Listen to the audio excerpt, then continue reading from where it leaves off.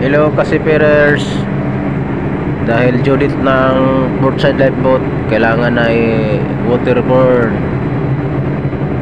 Okay, sa ngayon nandito kami sa Puerto.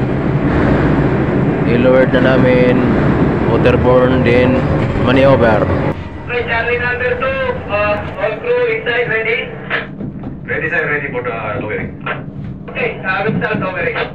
Sa pre-pull man tayo manggingon nga tanggalon. School ka.